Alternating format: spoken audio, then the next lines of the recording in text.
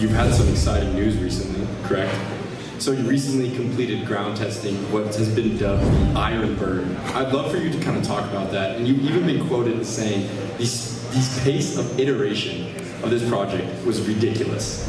The approach that we take to complex systems development, so for us that's engineering speak for airplanes that do things that airplanes have never been able to do before. So lots of different subsystems working together, very multidisciplinary, having to work together, lots of interfaces, that drives complexity. And when you're trying to develop complex systems, the way that kind of the modern, Lockheed's, Boeing's of the world do it is fairly like they try to design the eventual thing right off the bat and try to build straight to that, which tends to drive like very long schedules, but more importantly, like very large slips in schedule and costs.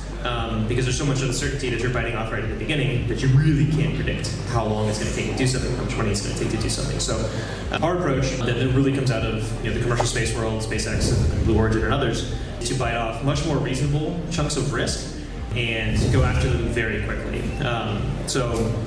But to do that at like a fully integrated system level. So our first vehicle program is called Quarter Horse. The goal of the program is to build an aircraft and fly it that can break the speed record of the SR-71. So fastest aircraft ever built, Mach 3.2, 3.3, depending on which record site you want to use. Still holds the record for the fastest air-breathing aircraft ever to have flown. And that record has stood for almost 50 years.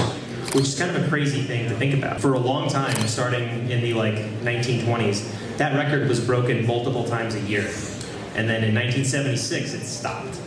So clearly it's a very, very difficult problem to go after. So our approach is to be very iterative, hardware rich, and push ourselves to get to integrated systems testing as quickly as possible. So when we look at a goal of break the first airspeed record in 50 years, you break that down into what technology is required to do that, what kind of subsystems, what kind of team, what kind of facilities, all those things. It's a lot of risk to take on right at the beginning, and quite a bit of money as well. So our approach is to say okay, there are a couple fundamental new risks that need to be brought down and to achieve. And some of those are because we're a new company and we've never flown an airplane before. Some of those are more fundamental where we're pushing the envelope of what's been done before. So not only do we have to build the fastest airplane, we have to build a company that can build an airplane.